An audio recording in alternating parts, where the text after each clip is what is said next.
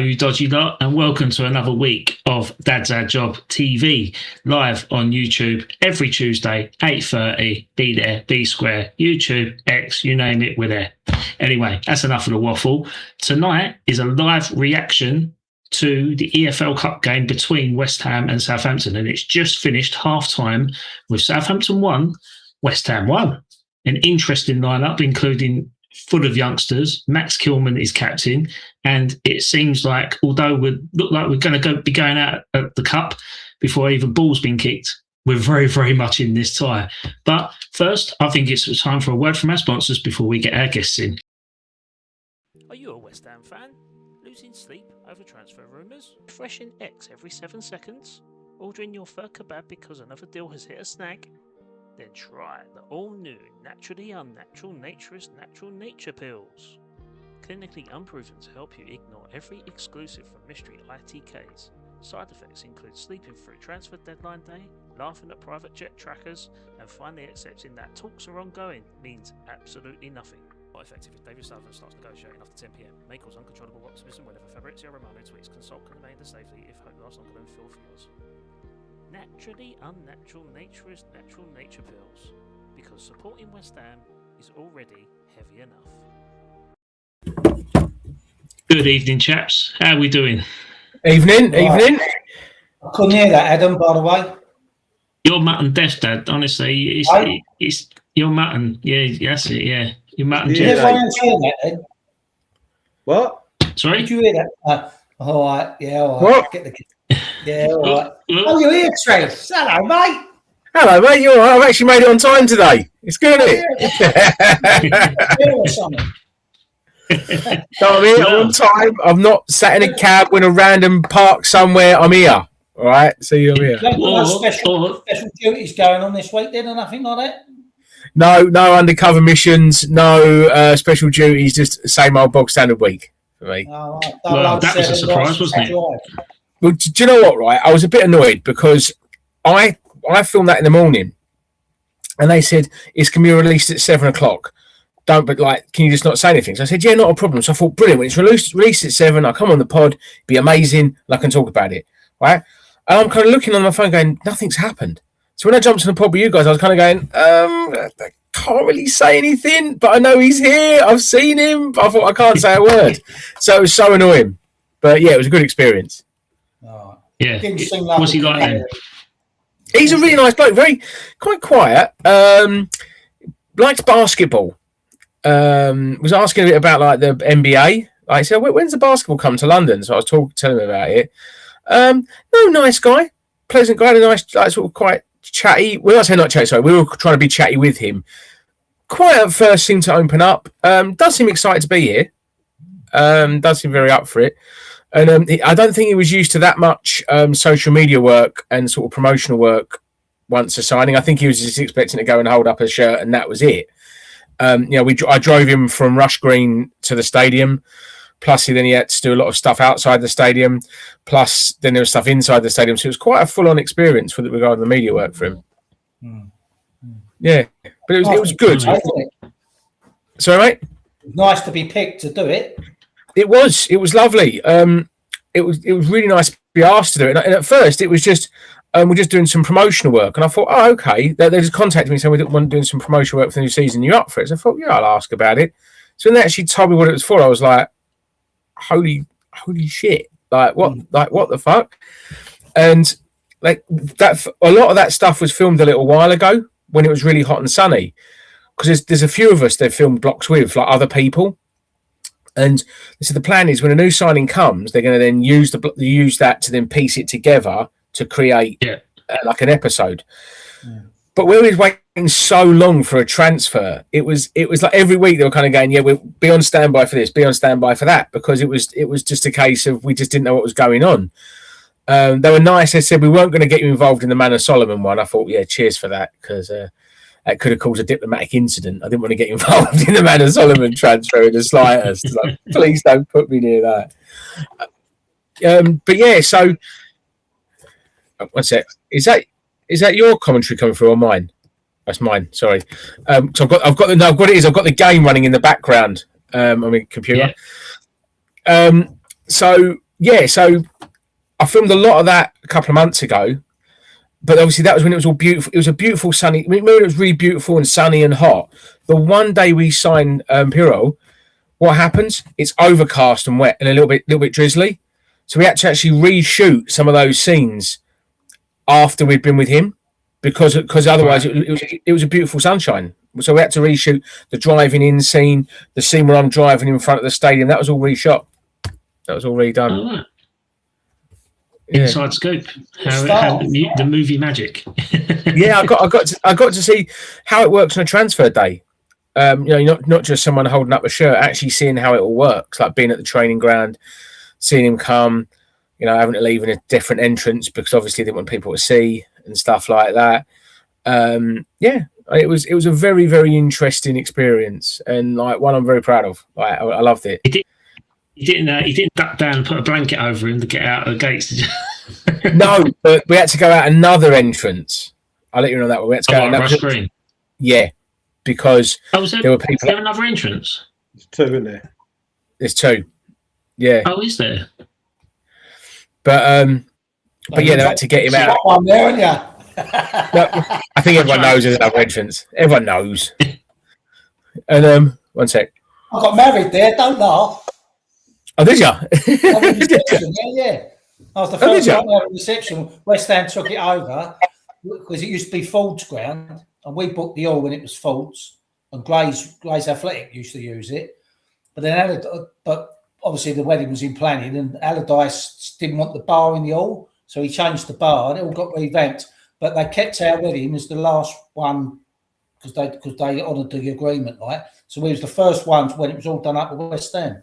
Oh, lovely! Yeah. Oh, nice. The last wedding ever had to be West Ham's ground. Yeah, that's quality. Yeah, your wedding photos have got the West Ham crest with like Joe Cole, Lampard, and Glenn Johnson, and all the academy players. I'll show you. It's got my number on it. I don't want to be doing that. Yeah, it's right. Though. Yeah, but obviously, you're the best man, weren't you? So. Oh yeah. Someone else, didn't they? it's a bit of an hard speech to say. They go, well, this is my dad, and I've known him all my life. But we won't go into the stag do literally up the road about the quiz about your missus, eh? We won't go into that. We'll leave that to the end of this. Yeah, you have to spoil things now, don't you? See. Now we'll leave that. We'll leave that to the end of the show. So if people want to find out what that was, we'll wait to the end. Yes. Keep your lots in. But you notice we've got Horsey back. Horsey's back from the Arla Fernandos. What's happening? How was it, mate? How was it? Yeah, it was lovely. It was lovely out there, mate. I mean, I think the hottest day out there was about 32. I thought, bloody hell, that's hot. And then someone from home texted said it's 37 at home. Yeah. Different heat mark, isn't it? Yeah, it was lovely, mate. I think they were talking about bringing in weighing the passengers as well as the luggage, like a lot of them things. And I think if they did that, I'd have been banging trouble because really 11 days of buffets and full English breakfast every day.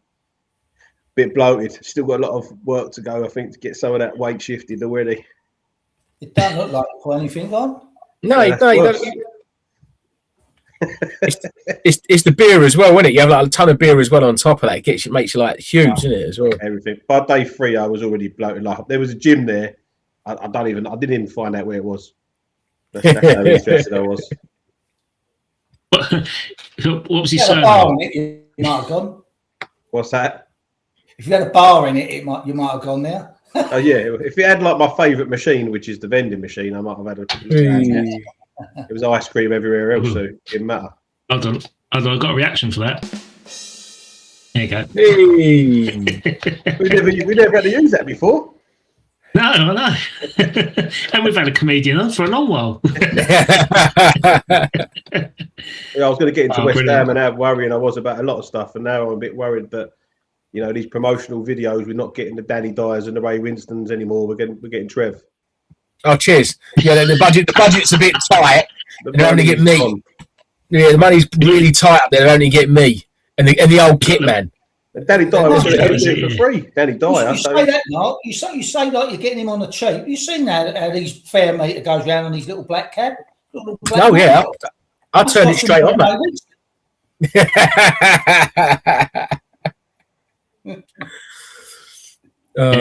Excellent. Well, let's talk about the obvious for the next before we go back into the second half of the League Cup. But what a pathetic performance that was at the weekend. Terrible, absolutely terrible, wasn't it? It just like obviously I didn't see the game live, so I've had to do catch up. But I just can't believe like the mentality is all wrong, isn't it? Like I'm of that mentality. That's what you hold your hands up. Like I think we should win the league and we should come first or second. But the players, mate, come on. I mean, they've got to have that ain't no kick in the teeth and a kick up the arse that they need. They're playing like the Premiership. They're going to stroll games. That ain't happening in this league. It ain't happening. It's all right for us to think it, but not them. No, they had to be dominant that day. Dominant. That was to show it. The Burnley one. I watched the Burnley game. We threw it away a little bit, not a little bit, but a lot in the last 10 minutes. But you get away with a point, and you look back in the season. That's probably not going to be a bad point wherever it happens. But the Charlton game, they had to be up for it. They started slow again. The first goal was sloppy. Bounces from the throw-in, slow motion overhead. The keeper doesn't do anything. I think Areola needs to be back in as a number one. Totally agree. They dominated the game in large parts, but if you're going to let teams like Charlton take leads at our gaff, they're going to sit back. We're going to have a lot of possession. That's probably not our best suited game to play. And I think probably the most telling part of the whole day was what you don't see after the game is the players didn't know what to do themselves. They sort of huddled around the centre circle while Charlton are celebrating, and they didn't know whether to fuck right off back to the tunnel or clap the fans. So they kind of just looked at each other for 3 or 4 minutes and then clapped to a couple of 100 people that are left who definitely weren't fucking clapping back at them. And then that was it. They wandered off, but it looked like just shell shock. Yeah. I think they looked just done for 93 minutes, done 3 or 4 minutes. I think this result proved to me, I think we put it in the group chat about how I think there's a lot of issues that have not been addressed from last season. There's a lot of things that we've not been looked at defensively. I think it's just shown our massive frailties, putting all eggs in one basket to try and get to Sassy, who was maybe coming to us on a whim. Shall I, can't I? This should have been addressed months ago. This should have been addressed ages ago, but getting 1 or 2 centre-backs in, because defensively we're looking absolute shambles. I don't like Hermansen. I never have. I think someone put, was it pterodactyl arms in the chat or something like that? It comes out like T-Rex. T-Rex arms. Yeah. Areola, I agree with you, mate. I think Areola should be number one straight away. No questions asked. Straight in there. Don't even argue. We need a leader at the back, and he's the only one that can lead. I think I'm going to call it out now. I don't think we have a leader on the pitch. I don't think Bowen's a leader, and I said this last season. I think we're stuck between a rock and a hard place with that one, where to strip him of it would cause absolute chaos. But is he a leader? Was he a leader last season? No. Does he fit the role of a leader? No. And I think that we look like we lack direction, we lack leadership, we lack someone with just someone with a bit of balls on the pitch to just get stuck in. You look at players over the years we've had in the centre and midfield. Your Bowen, your Nobles, Rice, Scotty Parker, and even players that maybe were not like in other positions. Ogbonna, Cresswell, Lucas Neal, Winston Reid, Zuma, Dawson. The list goes on. To me, we've got no one in that team at the minute that can just grab the team by the scruff of the neck and drive us forward. That's not been addressed. I think the transfer, we were speaking about the transfers, and the fact that we're leaving everything to the last minute again. It feels like a little bit like Sullivan Mark II. And I think there's a lot of things that have been not addressed. And that game to me opened a lot of, it showed a lot of cracks that are still there. I mean, people were saying about Bowen, like he's lost the form and all that. I don't know whether he's a little bit injured or not. I don't know, because when he was running, I see he had like a thigh support on his right leg. So I don't know whether he's carrying a bit of an injury. But even so, he ain't been the same player since they've made him captain, in my opinion. Because totally agree. I think he's took all that on since Declan Rice left, and they made him captain. I don't think his form been as it is. I mean, it's the easy way out of this. I mean, it's quite easy to do. You still keep him as club captain. He's club captain, but the on-field captain, have it to someone else so he can play his football and not worry about all the other shit that goes with it. Massively agree. Comes back, someone like Souček. He's been captain of the Czech Republic. Someone like him, all right, he ain't the greatest player in the world, but he's got some kind of leadership quality. You can't have, like tonight, you've got Captain Kilman. He sounds like a blatant Kenny Everett blatant character, doesn't it? It's just like, mate, how can he stand there and criticise or give someone a kick up the arse when I look around thinking, you're doing this all game, fella. How can I take anything from you? Yeah. Do you know what I mean? I've got to do a bit of magic with this. He scored 33% of our goals this season. How can you moan about him? Listen, I think that you hit the nail on the head, Trev, because the leaders on the pitch, Bowen isn't that sort of captain, but you don't. He could still be the captain, but you've got to have leaders in the team. Mavropanos, when he cocked up for the second goal, not a single player, because that's right in front of us. No one went over. No one said anything. No one even looked at him. He was obviously looking at the floor, and the game sort of carried on. Yes, people have got to get in his ear. You look at just a good couple of seasons ago, the amount of leaders we had in that team that are non-captain. Like I mentioned, Cresswell, Zuma, Ogbonna, Rice, Souček, Kufal. Players there, Areola, even Fabianski to a degree. Players there that you thought, no, maybe not Fabianski, but you know full well that these players would all G each other up, bollock each other, give each other a bit of boost. They'd be leaders. We've gone from a team of, I'd say, probably 7 out of 11 leaders to none. I don't see a leader on this pitch at all. Yeah, I think even Souček, you're stretching it for Souček, but that's got the best. It's the best of a bad bunch. It's the best of a bad bunch. Yeah, totally agree. Yeah, and that to me, something about him. He's been captain of the Czech Republic, hasn't he? So but I think that to me, totally. That to me is the biggest problem over there. The biggest problem is no leaders, not one leader in that team. You don't know what goes on behind the scenes when they get in the dressing room and what Nuno does and doesn't do. But for me, it needs to be more talking. Someone's got to take this team and drag it when they're on the pitch. Once Nuno does his setup rightly or wrongly, someone's got to be there to G everyone up on it. Even in the old days, Antonio's and Soufals, people speak to each other. You've got two centre backs that don't talk to each other now. Even Fornals would have said something. Wouldn't he? Even he'd have turned around and had a go a bit.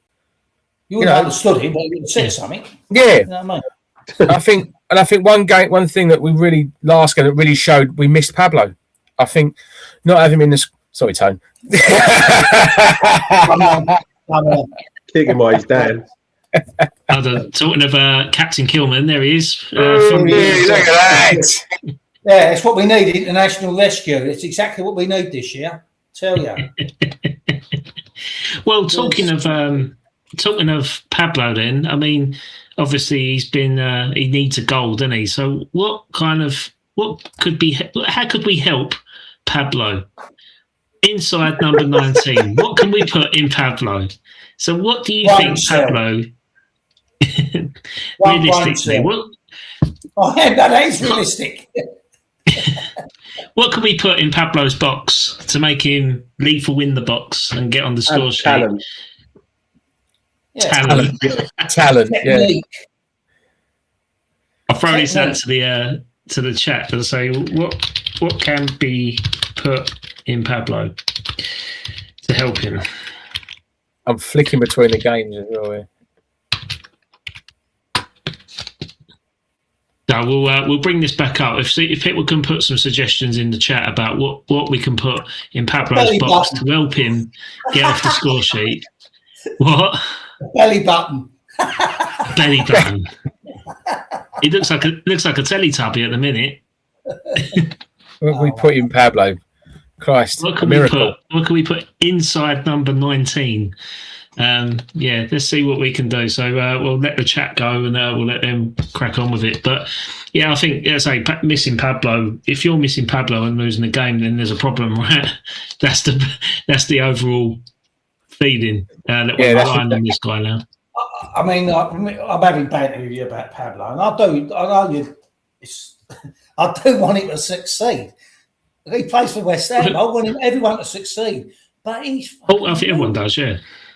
I just think he runs about, and his work rate and everything else, and his endeavour. I've got no issue with that. I wish the other 10 had it. But football, Billy, he ain't got it, has he? Just like, to me, he hasn't got it. And someone said last week or the week before, like, didn't his dad play with Nuno's dad or something? Or I don't know how it all works out. So it's a job for the old boys, isn't it? Pablo's dad played with Nuno, I think you meant, not Pablo's dad played with Nuno's dad. Whatever happens. That's a different review that's going to happen after that. Young boys. I think the Charlton game as well. I think up front we're going to score a lot of goals. Obviously, Engels and Pyro are going to take a little time to settle in, but there's a lot going forward. But I think we know we're going to concede, so we need to stop that. 5 goals now in 3 games already, not including the Portsmouth in the first round. But we're going to have to outscore teams. And at Charlton, we could have got a lot of goals, and we should have got a point at the end of it. But the defence is what really needs. We need an anchor at the back. That's an anchor. I was going to say, we've got 4 anchors. Fucking club that ain't leaving.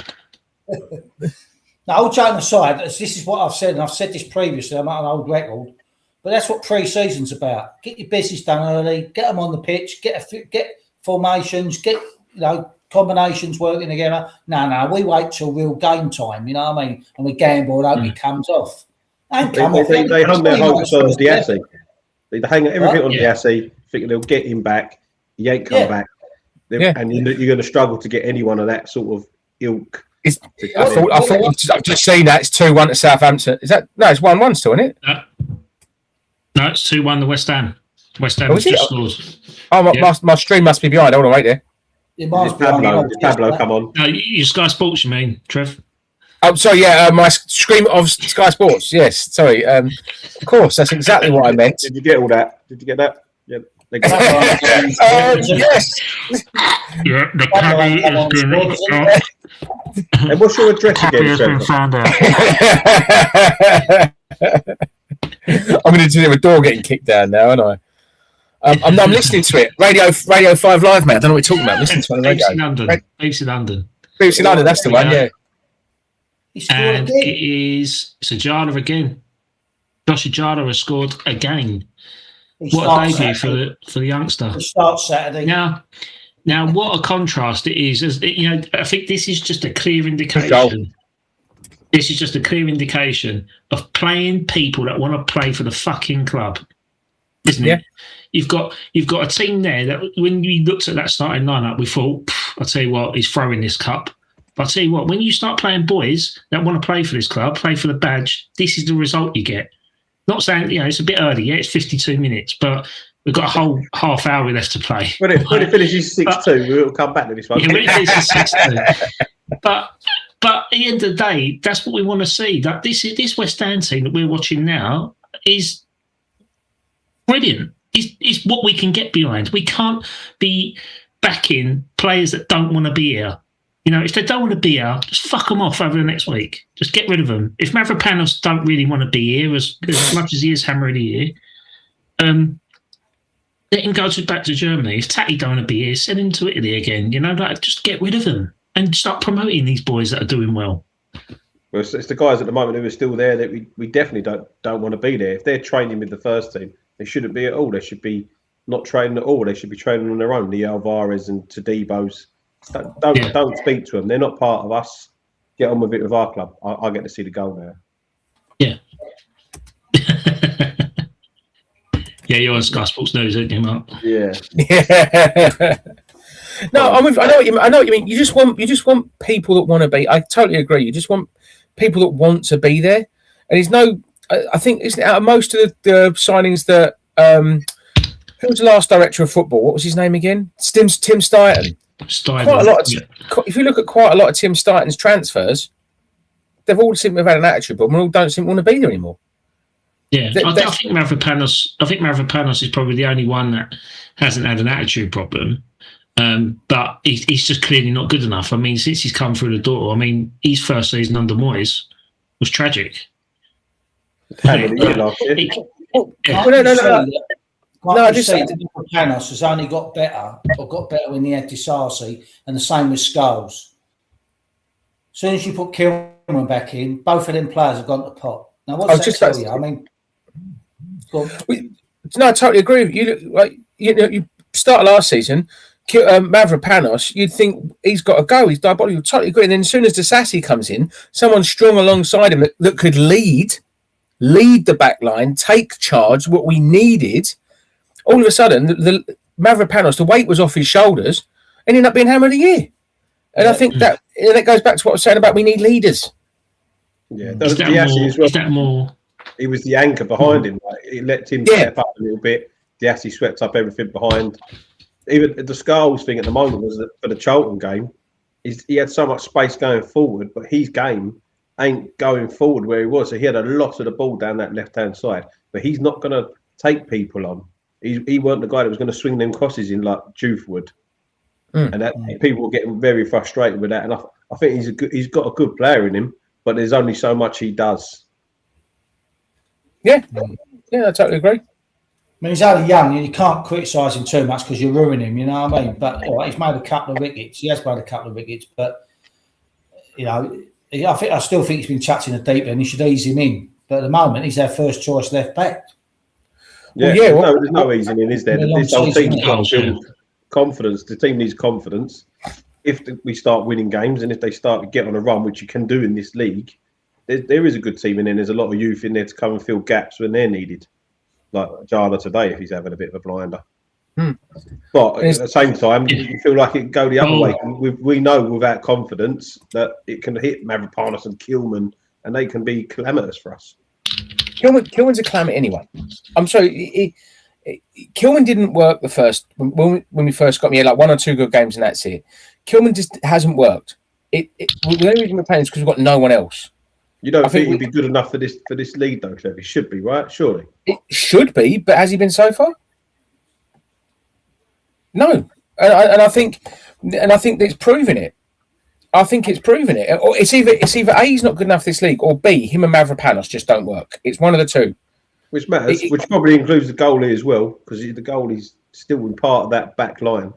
True, and it goes back to what I said about, once again, I'm repeating myself, about leaders. I'd rather have Areola there than Hermansen. Yeah. Have Areola behind him, taking charge of them.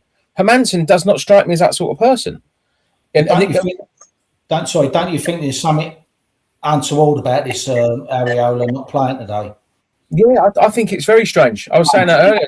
Can he be injured? He won't play the game, has he? Has he got a splinter up his arse or something? Well, what is it? Because he's only been on the bench, hasn't he? Yeah, I have no. It's not even been the match day squad either. Very strange. We've got a quadruple substitution happening now. So there we go. Solomon, that's nearly 4 subs. Solomon. Irony. I love it. Yeah. Where's my Solomon, Bowen, and Engels are all coming on. Forward players. Blimey. I thought Nuno was going to shore it up for the rest of the match and put on every defender that we've got and just sit back for the next 30 minutes. Jala's off, Piro's off. Why are you taking Ajala off when he's playing really well and on a hat trick? If he scores 3, he's got a plan. unless he's thinking about him in the match day squad for Saturday, so he's going to rest him, give him an hour and that's it. Like, you know what I mean? Yeah, he's done well. Mate, he's done well. Yes, plaudits there. Yeah. Yeah, well, yeah. I'm pleased. And Madrid's come off. He's lost a bit of weight, that fellow, hasn't he? The Madrid. Has he? I didn't. What do you think? What do you think of Madrid? It's real. Atletico. I've not really seen I've not really seen too much of him, to be fair. Jesus Christ! I've seen fits and starts of him like in the friendlies, but he doesn't look anything special to me. Yeah. If we sell him for £2 million, we've made 100% profit on him, haven't we? So, it's a Sully special, isn't it? He's got mates out in South America that needed a bit of help, so he's bought a player to help them out. Like, what's your best player? Yeah, the flying fin. He would have done us a turn this year, I tell you. Who's that? Yeah, Finn Downs. Yeah. Is there any, the ball. He reminded me a lot of Declan Rice, actually. Obviously not as good, but the way he broke the play up and just give the ball easy. He had good energy about him. The only thing with him, he didn't stay on his feet. Yeah. He made too many fouls, but apart from that. have you got any new rumours about transfers, Ginge? Sorry, mate. You got any new rumours about transfers now?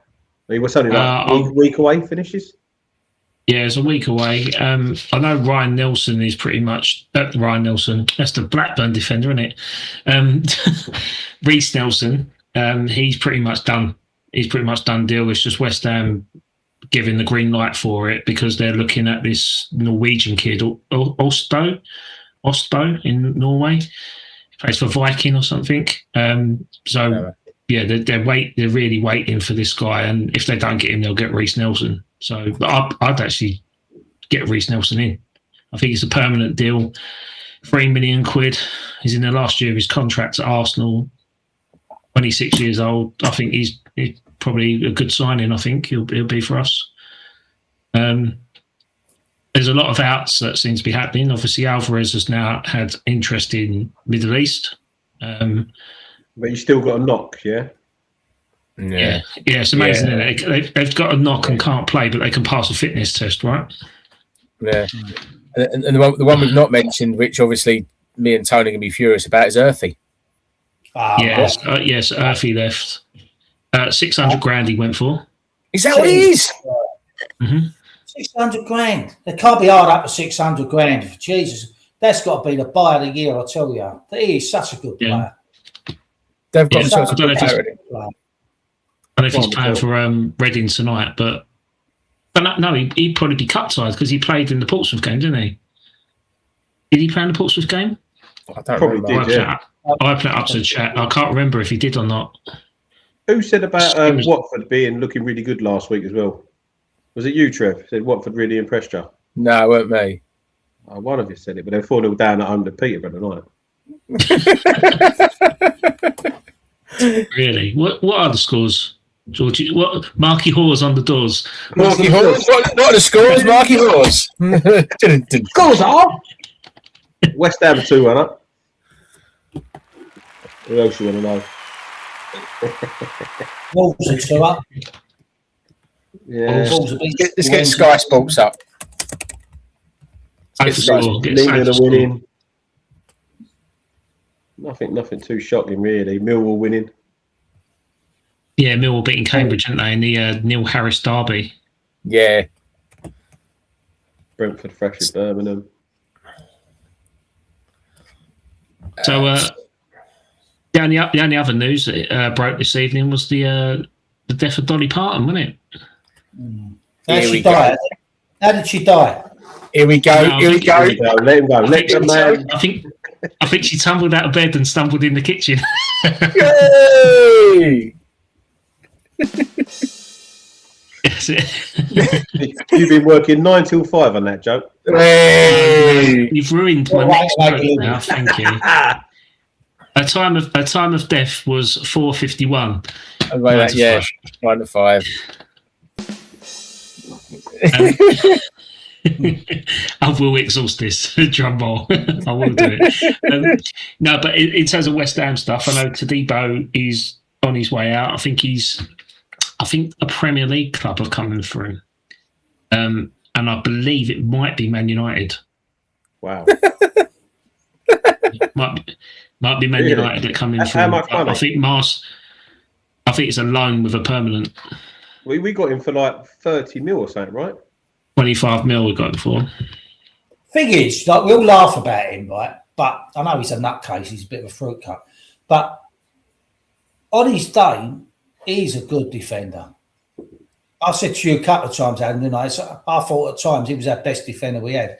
He was quick, he read the game well, but he's just, I don't know, he's just one sandwich short of a picnic, doesn't he? He's just like... He looks like the sort of kids that could have a row in a phone box. Oh, yeah. He can have a row in an empty room, that geezer. He looks like the rare of anyone. He's the type of guy I'd expect if he got a Tesco meal deal, it'd be a bottle of water, a ready salted crisps, and a ham sandwich. That's the type of guy I can imagine to be like. Literally, like, you think that's narcissistic level. Like, you haven't even gone for the chicken and bacon or even the chicken Caesar salad wrap, but you've gone for a ham sandwich. You ain't even got a bag of McCoys. You've gone for plain Walker's ready salted crisps. He's the sort of geezer that would have a row with a self-service. No, he's the sort of geezer that would have a row with a self-service machine. He's just that fucking nutter, isn't he? I've had a row with a self-service machine. It's fucking hell. Yeah. He's the sort of geezer that just deck the self-service machine. He just seems that sort of geezer. Some people said he was schizophrenic, but I'm in two minds about it myself. Yeah. I'm here all week. I hope you get cancelled. I hope we get cancelled. Fucking hell. Trev, you're the comedian. You're the one who should be cracking the jokes here. I know. Wait, just the top quality jokes that are coming from you guys. I can't beat them, you see. You know what I mean? If we hear these jokes at the Camden Fringe, right, you know where they come from. Yeah, next time. A schizophrenic joke. I know that one.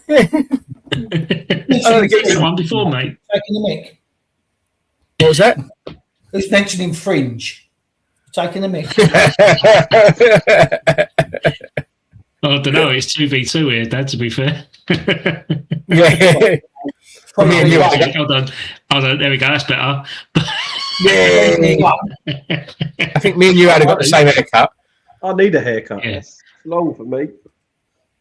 When I wash my face, I don't know when to stop. Well, West Ham just had a good chance. Oh no, they just. Yeah, it looks like West Ham just had a good chance. Yeah, so going back onto that Tadibo comment, it said United wanted Tadibo initially, but he couldn't sign under ownership rules, apparently. Yeah, I mean, that doesn't apply now because obviously I think it was Nice that sold him to us. He would put us on loan and then we obligated the purchase.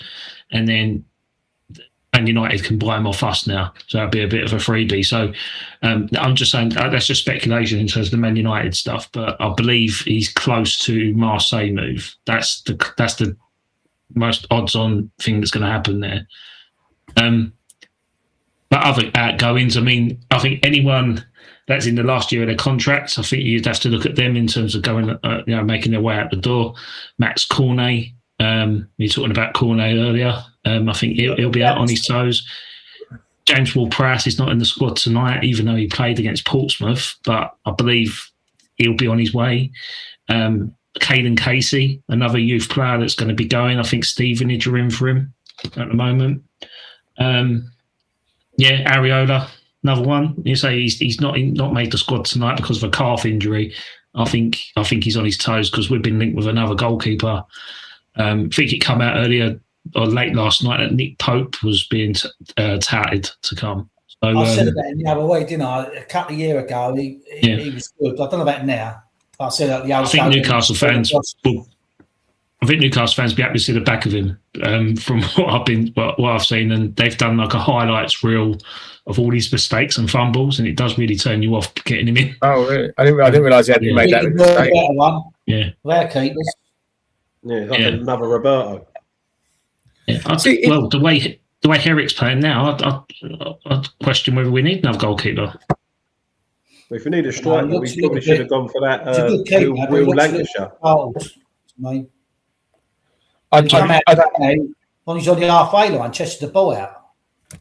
You know what I mean? Just like chested to one of them. So he was quite sometimes you need a goalkeeper that's an absolute fucking nutcase, don't you? Like Jordan Pickford. They all are. David James. He was a nutter. Yeah, but Tony's right. Goalies are like that anyway, Tone, aren't they? So yeah. Yeah, there's your mate here, Trev, John Osborne, fellow caddy.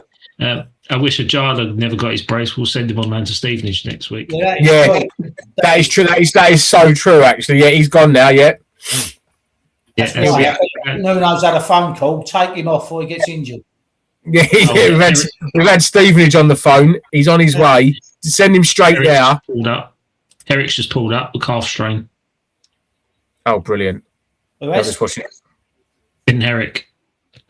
Oh, brilliant! He's Did he stretching get his leg injured out. when he did the one of the other games he played in as well? When he got injured. No, it was Ariola got injured, and then he come on for the FA Cup game, the quarter final, wasn't it? And he went in goal for the penalty shootout. He looks in pain as well. He don't look good. And he saved Joel Pirou's penalty. Was it Joel Pirou's he saved? Yeah. No, Well, we hadn't even got on to the whole Tatty taking the penalties, by the way. Yeah. Well, once again, it goes back to what I said at the start: leadership. That was down to Bowen to take charge, be the boss, be leader, grab the ball off him, and saying, "I'm bloody taking it."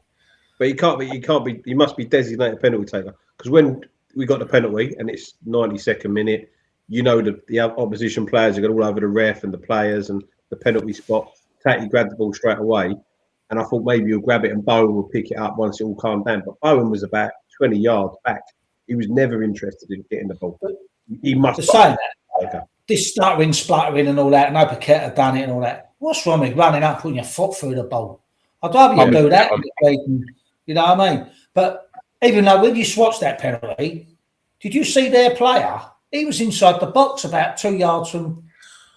I've heard someone say that on social media. Yeah, someone else has said that. Yeah, I didn't see that bit. If you watch it again, you watch the replay of it. The guy is about a yard behind Tatty when he takes the ball. No, unfortunately, there's no more VAR. Don't get me wrong. Yeah. Piss poor, but. Yeah. There was even two more shouts, weren't there? Because the Charlton goal shouldn't have been allowed because it hit the goal scorer's hand, which teed it up for him to do a bicycle kick. And then there was another one where we got the second goal, or our equaliser, but the ball was on the line, and the linesman flagged it as if it went out of play. You think go out of play? Though. It was like, well, if it went to VAR, it would have stayed in. So it's things like that. So really, we could have won that game 3-2 or 3-1 in that case. No, we didn't deserve nothing for that. We didn't deserve nothing. I mean, that geezer did that overhead kick. No, we didn't. He did that overhead kick. It was like kicking a balloon in the net. It took that long to go in. And imagine he went down in instalments, the fella. That's what I mean. That's why I can't have the geezer. Yeah. I just can't have the geezer. He's done nothing so far to impress me as a decent keeper. Someone's got to be throwing their head at the ball. Someone's got to be throwing their head at the foot that's going to go over and you win a free kick. Yeah. It was Captain Kilman, wasn't it? Mm-hmm. He's like missed it. You mentioned about the stutter up penalty. I'm with you. Whee, Captain Kilman. Yeah. I'm with you about stutter up penalties. I'd say if you do a stutter up penalty and you miss, instantly a week fine.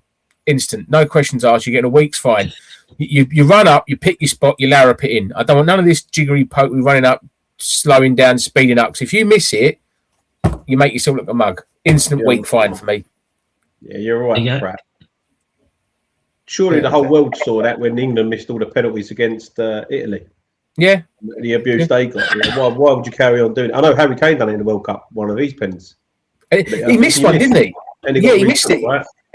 Yeah. Don't do it. No, pick your spot. Just go up there, pick where you're going to put it, go there and larrup it as hard as you can into that spot. Simple as that. No questions asked. 5-0 Peterborough now. I've got to say, lads, just we are reaching that stage in the game where the fucking wheels come off in every game. It's 35 minutes, so I heard the stats of James on about the goals from 80 minutes conceded as well. That's a crazy amount of goals to be conceded late on, right? Yeah, he done. Bowen almost got a goal here. This is another thing, Adam. You just said that. I just watched that. Like, Bowen's gone. 3-1. West Ham. He cuts inside. Why is he cutting inside? Well, don't they swap Solomon and him over and go down the outside? They're both. Who is it? Ginger? Is it Bowen? He's right-footed. Don't know yet. Come up on me. My BBC Radio London recording is not up to date yet. It's like he's almost got one of those delays from that dodgy fire stick, isn't it? Tatty, yeah. I know you're on about Tatty. We got Tatty, and he's getting a great reception from the fans. Is he? He's jumped into the fans. Have all cut. If you can watch it on BBC Radio London. Yeah, that's what I mean. Yeah, he's got booking there, so he's banned because he got booked for diving last week. So ball played over the top. I think that's is that Manor? I think he did cut back for Tatty. Trev, he didn't jump into the crowd. He walked up to it nonchalantly and just went. Well, he pulled it. Well, all right, exaggerated slightly. He went into the crowd. Allegedly, Trev, obviously. Well, according to BBC, it's BBC Radio London's reporting, you see, and I can't, like, I'm just doing what they say. All right, yeah, so he ran up to the crowd and sort of, like, leant into him and give him a hug. Yeah, West Ham 3-1 against Southampton in a tie that everyone wanted us to throw away. Anyone that wanted us to lose that to go out of the cup. I don't West Ham to lose anything. If West Ham play tiddlywinks, I want them to win. Don't let's get this right. But let's be honest, he set this up to lose.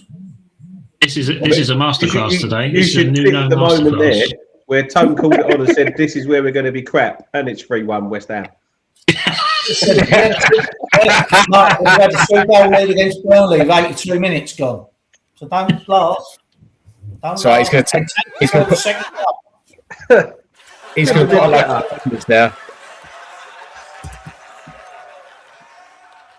Yeah, that's typical. That's typical you, Dad. Honestly, that's like 3-1. Yeah, trying to go to the toilet and miss all the goals. Hold on. Granddad's had job. Punt of the day.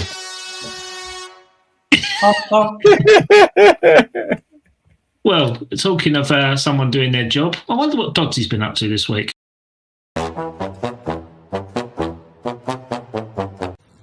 Hello, my name is DOJJY, and today my job is recycling. I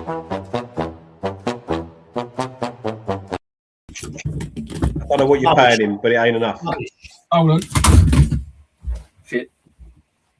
Hold on. What is it? Is it a police raid, Trev? The fire stick police have turned. I mean, the fire stick police have turned up. Put me plug on for the charger. You've thrown the router in the bin. I just launched it out the window.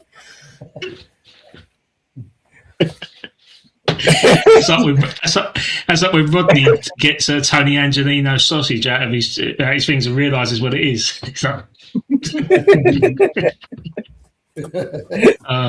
oh Jesus! Well, 3-1. I think I would have thought that 7:30 to this evening. I mean, we got goals to stay up now and watch the draw. I think right. I think right. Yeah, it proves we've got goals in us. It's just we can't defend for toffee, and I think that's maybe the best option would be what's the old saying? The best form of defence is attack, and as long as we just keep attacking, just attack. He's done that with the subs, didn't he? Yeah, very attacking substitutions. Manor, Bowen, Tatty, and who else was it? You said it was 4. Engels, that's it. See, Engels, he's I don't know. He's just misplaced the ball there to Bowen, and Bowen has absolutely lost his shit. Completely lost his shit with him. That's what I want. I want a captain to have a bit of bollocks about him, you know? Yeah, that's what you want to see. You want to see them all bollocking each other, kicking each other up the arse, G'ing each other up. That's what you need. Yeah. If someone does well, you say well done. If someone does shite, you say fucking sort yourself out, and that's what you need. Yeah. Like I said, at the end of the last game, no one was speaking to each other. They're all just looking at each other around that centre circle. Yeah, that's 5 yards apart. It's like COVID.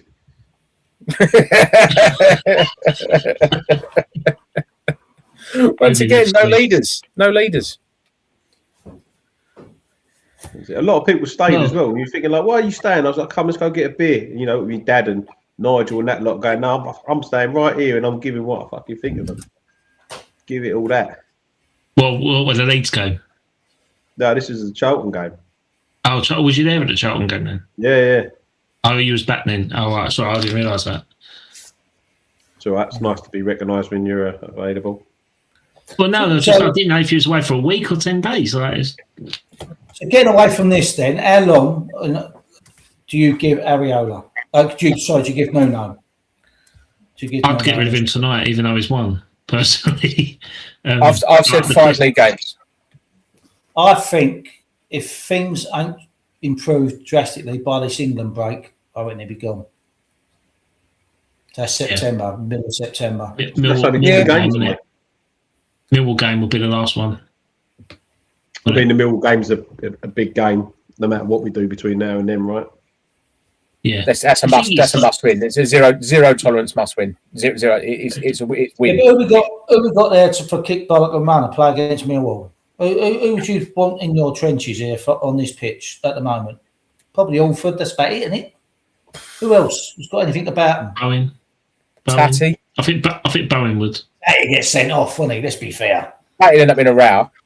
I think Tatty will go. I just hope. I think he's playing within himself at the minute, right? In case there's a move by September the 1st, and I think. But if they don't, and he's still here, I think he'd be the best forward in this league. He'll just play for the January move, won't he?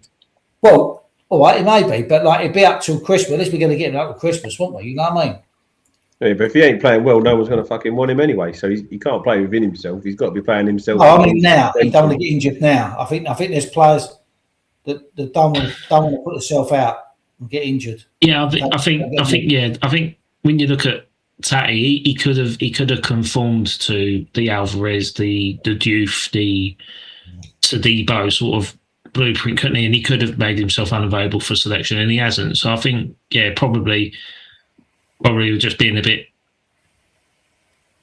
I see the harsh with him.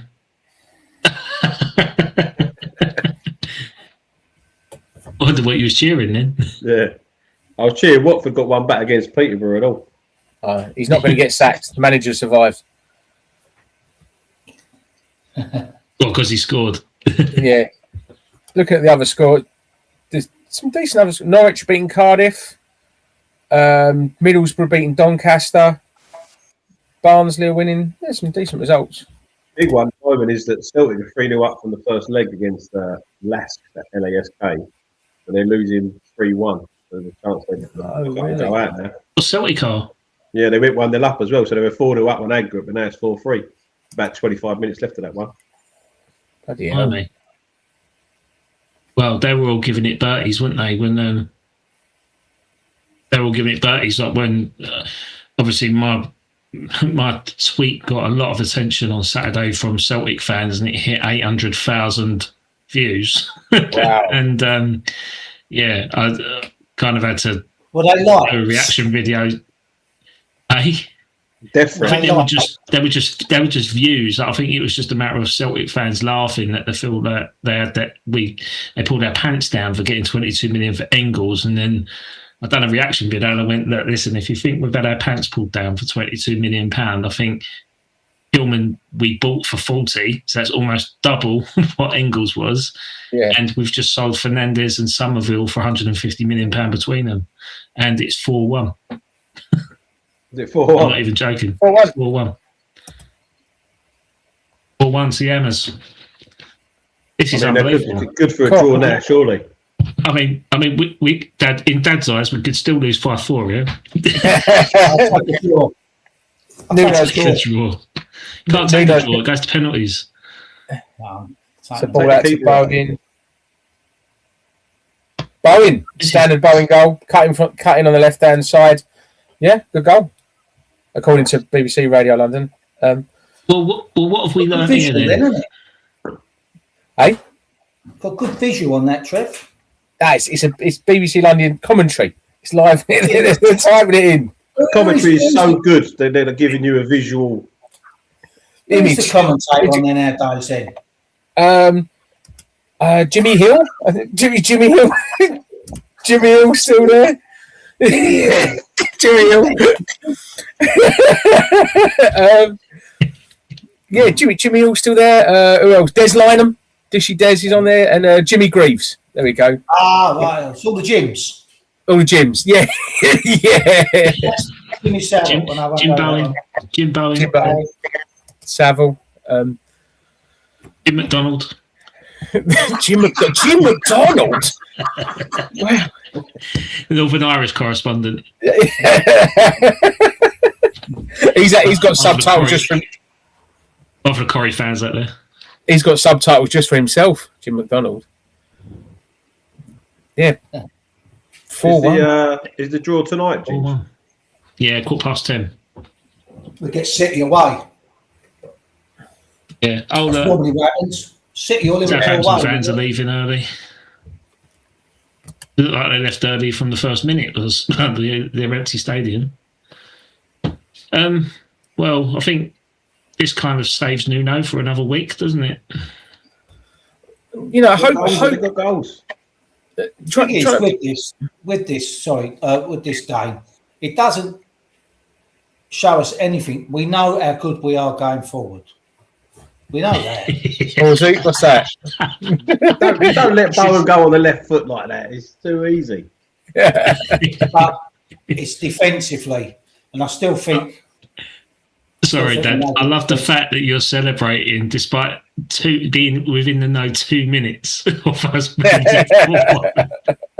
You're like, I'm still going to celebrate. I've been in establishments where people like you're watching the telly on a certain illegal stream, and someone goes, "Oh, by the way, it's 1-0 there," and about 3 minutes later, you see the goal, and I still go, "Get in there." Yeah, I've done that. But I think it makes you're right, Tony. I think it proves defensively how much we're very strong going forward. You can clearly see that we've invested in that, and we don't look that bad. It's defensively we are a mess, and it's not, like I said right at the very start, it's not been addressed. This should have been number one priority. Get 1 or 2 centre backs in, shore that defence up, get shot at the people that don't want to be there. Your Wan-Bissakas and people like that.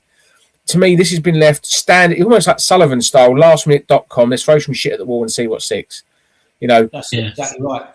And it's frustrating. And it's like, all right, and if we're in that position now, my opinion is the way we look at it is the best form of defence is attack. None of this sit back malarkey last 10 minutes. None of Tuchel ball. Because it hasn't worked. It's got us out. It's got us in the shit. Like, got us relegated. This is what got us relegated last season. Your Chelsea's, your Bournemouth, games like that. We're in a league now where we can attack. And I think that's the best way we can just go for it. Here we go. Nuno's going 5 at the back now. We're going to lose this 5-4. Yeah. The thing is with him, right? He's a defensive Case coach. is coming on from Mikasa. Hey, he's a defensive coach. Yeah. He's a goalie. He's a fucking goalkeeper. I mean, we've got 2 of the worst goalkeepers in the league. It's the first time in ages. I thought we've got, like, I think over the years we've always had decent goalies. I think if you look back over the time, we've always had solid goalies, even solid number 2s the whole way. It's the first time in ages it looks a bit of a mess in the goalkeeper department. But we always get the same goalies, Trev. We get shot stoppers. We don't get them because they're leaders. You don't get them because. What's happened to a goalkeeper catching the ball? We get vampire goalies, don't we? Scared of crosses. The gloves now. And garlic. They're all sticky and they can't. Garlic. Where we signing in from? Crazy. What was that, Tony? No. What was that, Tony? They can't catch a ball. The goalkeeper, the gloves are like mitts. I mean, when I was playing goal, it was like bleeding bits of rag with old table tennis bats on the front. You know what I mean? That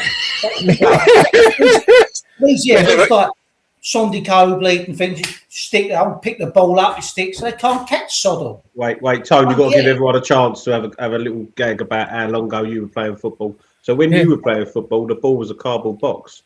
No, the ball had a lace in it. It was a pig's bladder when you were playing. When I played at Rush Green Juniors, right, back in the day, it was 1975, 76, right, I was 10. 18 what? 1875, 76, right? Yeah. And we used to play, and they had a ball, when we used to play with the ball, it had a lace in it, a big ball, leather ball, and I'm like, Jesus, and they still had them in the school.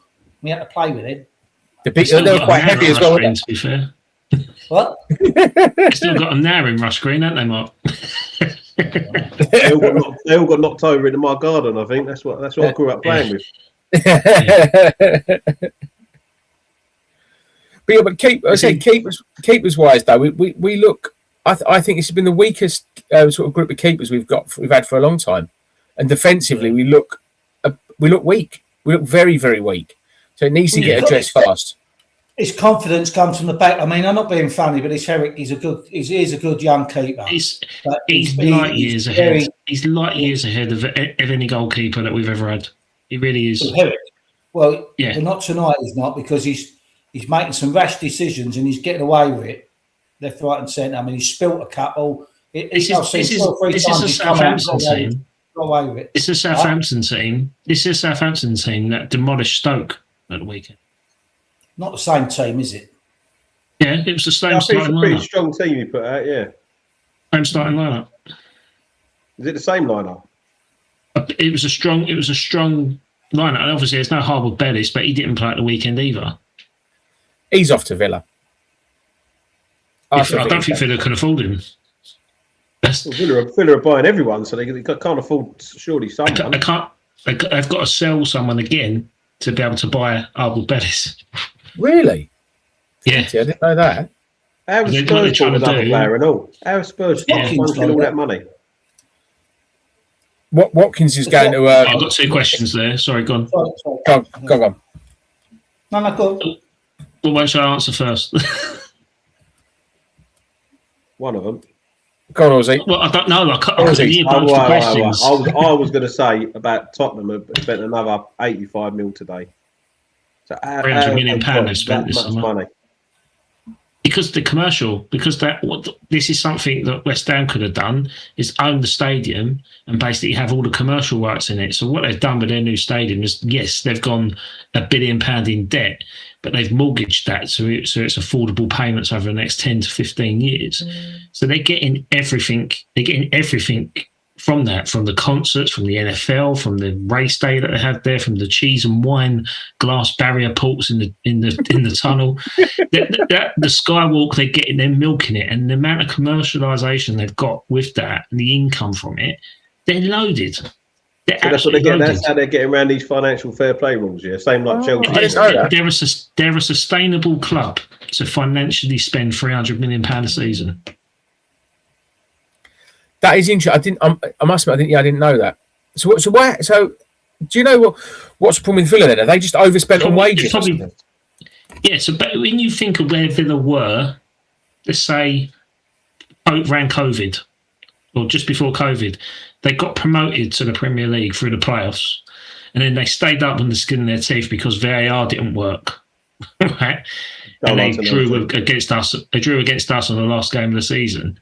So from there, their owners have they had Jack Grealish. They sold Jack Grealish for 100 mil, and then they invested it into little players like Leon Bailey, Buendia, and other sort of players. Tielemans. And then they just got Tielemans. They got Dendoncker as well, and there were like loads of players that they got, and it was like ridiculous. Then they invested in a good manager, and the time they got Unai Emery in was around the same time West Ham could have got him.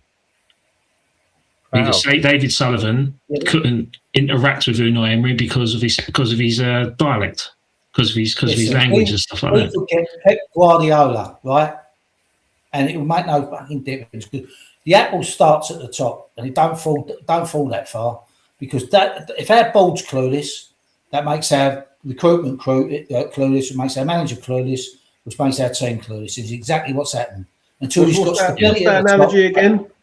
I'm so glad. What was that analogy about apples? The apple rots. The apple falls from the tree. Don't fall far. That means if it starts falling at the top, it's going to carry on going down the bottom. It ain't going to stop halfway, is it? No. It's not going to stop halfway. So like until they sort their life out. Until they sort their life out at the top, it's going to go all the way through. Yeah, I get what you mean. It's like the snake head analogy, isn't it? If it's poison from the top, it's going to be poison down the bottom, right? I've confused Trev there straight away. I'm just loving these analogies. I'm just enjoying these analogies. More comic material for you. Well, what it is, I'd heard a bit about Villa and why they were struggling. I wasn't too sure. Someone said it's to do with the wage structure as well, where they spent a lot of money on wages. Is that right? Yeah. So, but basically, their commercial income can't support the level of football that they are. They're not a global brand. They're a big club, but not a global force like what Spurs are. So Spurs could have got relegated last year. And they still would have been richer than Newcastle commercially. Wow. And the thing with Newcastle, the reason why they've had a drop off is because the Saudi investment fund cannot bankroll their growth. it has to be sustainable. So what they have to do, they have to pump millions and millions of pounds into making their stadium bigger, making their training complex bigger, widen the commercial thing, get bigger sponsorships, kit deals and stuff like that. Spurs have got a Nike deal for the next 10 years. That's something like £35 million a season. That's how they can do it. Aston Villa and Newcastle both signed Adidas deals at the same time. Aston Villa in Champions League and Newcastle wasn't at that time. Aston Villa got £15 million a year. Newcastle got £40 million a year. Full time. 4-1. There we go. But yeah, that's how it works, and that's how like Chelsea and what Chelsea have done is that they've basically what they initially done is when they got taken over by Todd Bowley, they were going out buying Enzo Fernandez 120 million, Caicedo 120 million. But what they're doing, they're offering them 8-year contracts. Yeah, I know about that part. The payments, they're spreading the payments over 8 years. 2 years later, or a year later, they have the voting system in terms of how these contracts should be negotiated. They voted for a 5-year maximum contract length. So basically, they were 3 years ahead of everyone that they bought players on, because they could delay the payments. But they're still in trouble. They're still in financial trouble. They've got to sell players and stuff like that. I mean, they've got Morgan Rogers, but they've got to sell Enzo Fernandez to back that. What is a quick for you, right? We're getting a bit serious now, but what would happen? So they did get done by FFP. Would it be a points deduction? What, for Man City? No, say for Villa, right? Would it be like because didn't obviously like the likes of Everton and Forest, they got done a points deduction, didn't they? Yeah, but it was only like Everton's one. Everton's one was because the rules were quite sparse in the fact that if they spent money on their infrastructure, they would be penalised for it, which is now the squad cost ratio. You don't get penalised for it. So now teams like Newcastle and ourselves, if we wanted to, can spend hundreds of millions of pounds buying stadiums, buying assets and trying to improve the commercial growth in that way. Whereas before, you get punished on it. So during COVID, there was a load of losses that occurred across the board. Right? So every team were allowed a COVID loss allowance.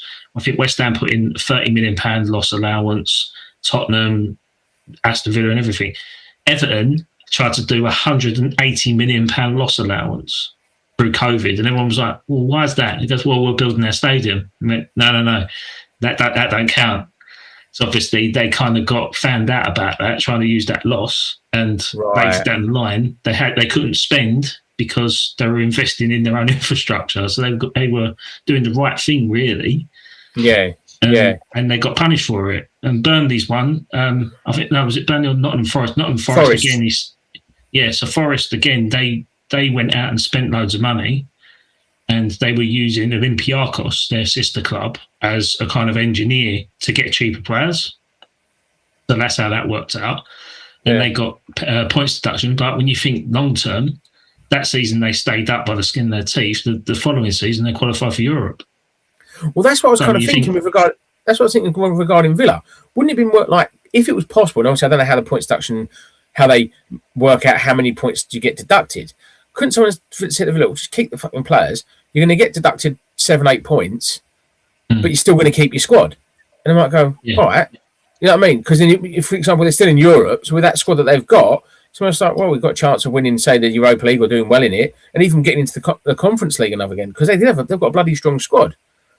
Yeah, this is the whole thing there with City, though, isn't it? So to see all their charges against them and what they get punished is going to set the tone for everything else. They won't get punished. If they get a slap on the wrist, which is likely, everyone else is going to think exactly what you just think, Trev. Well, it's worth it. It's worth a risk. Yeah. They won't break the rules. What's the matter? Too much That's what I'm saying. The FA, take the cult. That's the problem. They're taking the cult and they can't afford to take the cult. That feels like it will never get. They'll be kicked under the carpet for ages. That thing will be forever. It already has been out for ages. That's what I mean. That's what I mean. Yeah, it's going to get kicked. Well, it's a precedent for you, which happened quite recently, and it was the Chelsea one, because everyone that's gone under radar. So everyone's focusing on Man City's 116 charges, not 115. It's 116. Chelsea got done for 86. which was for poaching youth players and overpaying agents and stuff like that. So their punishment was a two-window ban from January and £10 million fine. That's the precedent. That's 86 charges. But the difference with that was just basically finding loopholes in the system for transfers. What Man City were proven guilty for, or to be alleged, I have to be careful with that, is the fact that they were underpaying staff and players under their contract, but then their parent company that owned them were hiring them for a few days a year for massive amounts of money, which kind of equaled out. So say what's his name, Mancini was on £1.5 million a year at Man City. When you think about it, Nuno's on £4 million a year now. Mancini's on 1.5 million. He was getting paid $4.5 million to be a consultant for a youth camp in the United Arab Emirates for 3 days a year. Oh, I see. Yeah, I get. Yeah, and that's how they done it. And I'm like, well, hang on a minute. That's the same company. That's your employee, but you're doing it through a different device. And I'm like, well, debatable. It's like, well, no, because like funding Man City. So that's how they're going to get punished. But there's rumours they're saying that they could get a 60-point deduction. They have to make it severe because, like Trev just said, other people are going to realise break the rules. It's worth the risk. If you go out and buy players that are going to get you an extra 15 points, then you risk a 6-point deduction. Yeah. The issue with that is that they need what if it's a 45-point deduction, which I think is probably route is going to go. It's not going to be 60. I think 45 because it gives them hope because they're a team that could get around 90 points a season. So if they get 90 points and they get deducted 45, they stay up on 45 points because, as we know, that the West Ham are still the only club to have the most points and the second most points to get relegated in the Premier League.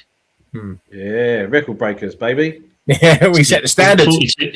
42 points and 39 points is the two highest points tallies for relegation sides, and we've done both. So it shows how lucky we've been in terms of the relegation battle at that point. But yeah, I think Man City's one. I think what they should have done was just expel them from Europe. And then because they're still getting that money, they're still getting that opportunity to win the Champions League, stay in the Premier League, and then they're no worse off next year. Possibly. I think anything that they do to Man City, they will fight, and they've got money. They'll take them to the High Court and they'll sue the FA. It all goes to appeal. The Premier League are shit itself, but the likes of your Burnleys and your Forests and your Evertons haven't got that clout. So just accept the punishment. And that's exactly what's going to happen. The same with Chelsea. That's exactly they can't do that. Like you say, if they take them to court, they'll prove that they spending the money is worth it. Everyone else will do the same thing.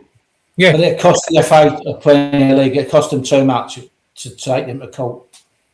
But it also proved the Premier League, which is supposedly the best league in the world, is a farce. It's corrupt. And it's corrupt. It's a farce and it's corrupt. It's like, the Italian league. It's corrupt.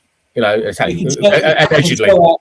You can tell how what's it is by the VAR situations. There's nothing wrong with that VAR technology. Yeah.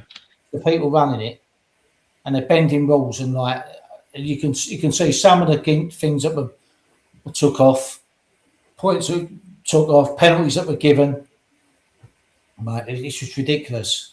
It's ridiculous. So I think it's a bit of a farce, in my opinion. Allegedly, anyway. Well, I see an interesting thing on socials as well about how VAR was brought in to benefit the top six, because it always seems like everything goes for them, not much goes against. Yeah. It feels like a lot of it goes for them, not against. And it's almost was it brought in as a tool to manage? I don't know. Then I could get my tinfoil hat out as well, start talking about conspiracy theories and the Queen's a lizard, stuff like that. There we go. Flat Earth as well. Don't talk about flat Earth. I mean, there's a guy in the chat who's still in there. Have I poked the bear on a flat Earth? I didn't realise flat Earth was such a source of tone. No, there's a guy in the chat, Dave, aka sorry, he works for me. And, Oh, that was the laptop falling off the edge. Got a guy at work, and he believes in the flat Earth and all that, and not the hollow Earth, yeah. That's the new one, isn't it? It's strange. Not heard the hollow Earth. Strange. He just that one, isn't it? Is it and he ain't a silly boy either, but well, it is if you think the world's flat. Well, yeah. Well, I was on a plane recently, and I could see the ground the whole way, so work that shit out. Yeah, but I reckon if you go up, Plane's not iron. It's not cloudy. Yeah, go there within 2 hours or something, because if the Earth spins out there, it's all, mate. It's just another story. That is just. Well, welcome to Sounds more entertaining than what we talk about. Yeah. Welcome to Dad's Our Job, the Conspiracy Theorist edition. Yeah. We're going to be talking about... You like West Ham last Saturday. Oh, yeah. Tales of the Unexplained was last Saturday, definitely. Tales of the No-No. That's all right. He's going to revert back to type next week. He fucking better not. Well, okay. Well, I say let's go back into topical. So, West Ham beat Southampton 4-1. What's your feelings then? What's your feelings now? Now that we've progressed into the next stage. Pleasantly surprised. I thought he was putting the kids to the slaughter. It reminded me a bit like the old Allardyce back in the day when he chucked all the kids in. That. Yeah, I thought myself, you could ruin them boys, and he done. Allardyce done that. He ruined them kids against Nottingham Forest. They got done about 6 something, didn't they? Yeah, it's just George Moncler was playing, wasn't he? Yeah, and I thought he was going to do it again, but they did show a little bit of bollocks about him. I mean, the goalkeeper, he's a good keeper, that Eric, but he looked a little bit like a rabbit in the headlights to me tonight. Whether it the occasion different to Pickford for me. No difference to Pickford for me. No difference to Pickford. Don't be silly. No, I'm being serious. Like in terms of not saying ability wise, like he's probably got a long way to go. But I think he's only a young lad. Let's get it right. He's only young, you know what I mean? So and he's got a long way to go. The thing is, we've got a really, really good talent pool of goalkeepers at youth level, haven't we? Like we've got Mason Terry that's out on loan. He actually said in an interview, he said, and at Youth Cup when he was playing last year, he said, "No way about me." He said, "Like there's people behind me that's better than me coming through." Goalkeeper wise, like younger goalkeepers coming through. He said that, so he said that himself. So I think it's a great result. I mean, it's what we need. Lask have just scored against Celtic. Yeah, it's 4-1. I don't know who the guy is, but he's a Celtic ex-player, and he's nearly crying as he's reporting on it. Dylan Phillips, he's on Sky Sports News. Penalty shootout. He's in goal for Hull. He just saved one. Yeah, I just saw that. Yeah, it's Dylan Phillips. That's Johnny Phillips' nephew. Yeah, West Ham fan, former Charlton goalkeeper. Yeah. I think we were actually linked with him before. And his brother, he's in goal for Hull tonight, and his brother's in goal for Leyton Orient. Noah. Strange, isn't it? Noah Phillips. Yeah, Noah Phillips and Dylan Phillips, yeah. So if he saves this, I like this one. Yeah. Hurst, isn't it? He's the guy that's just signed from Ipswich as well. Watch his Sky Sports News now. Oh yeah, he's Dylan Phillips. Yeah. Yeah. If he saves this, he's a Rush Green boy.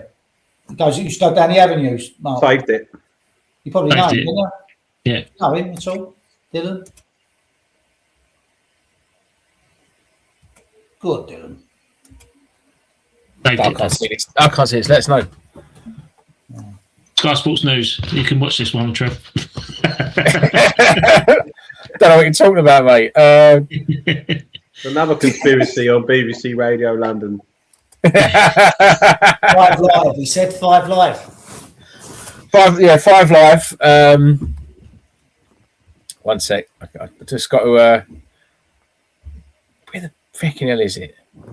So who's Leyton Orient got then? Leyton Orient was it? I can tell you that. Was it Walsall? Walsall, yeah. Walsall went 0-0.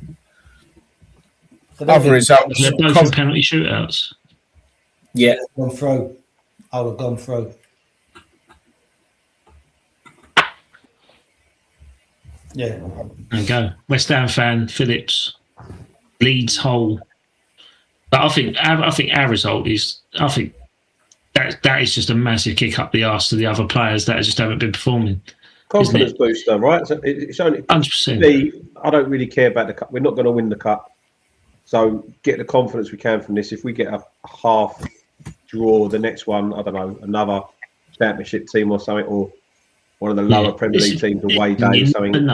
You never know. I mean, West Ham are the only team to win a trophy being in the second division.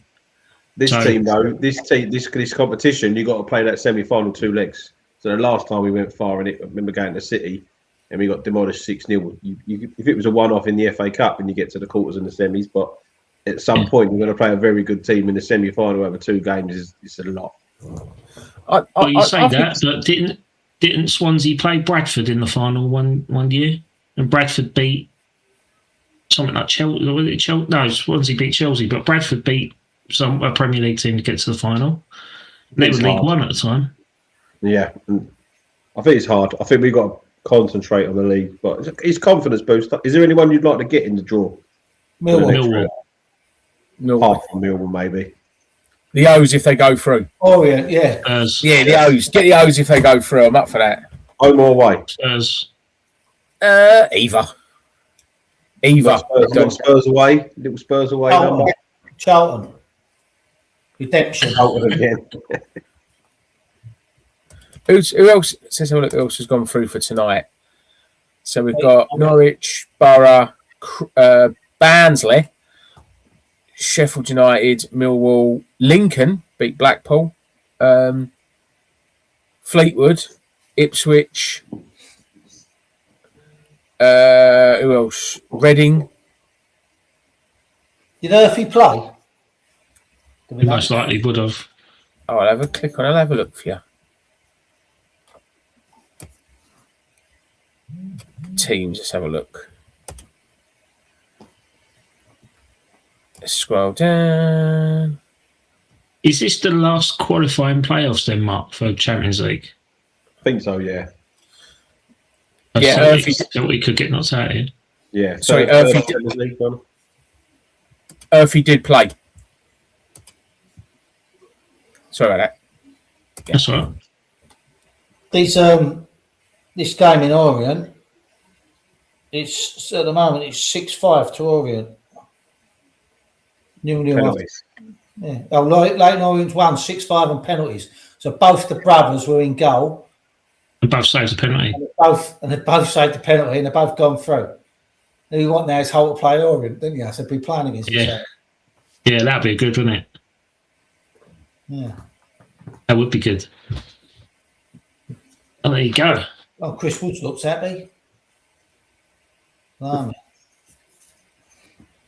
tell you what, we needed this win though for like confidence, just to kind of get us back on track, to prove to everyone that all right, Charlton was what it is. It proves that we could beat a Southampton team. If that was almost their first team, we can batter them, and it was a battering 4-1. It proves it can be done. It proves that we can do it. It's just there are still cracks. And it proves one thing, maybe Nuno's learned, which I doubt it, but he hasn't learned the whole time he's been there. But our best form defence is attack.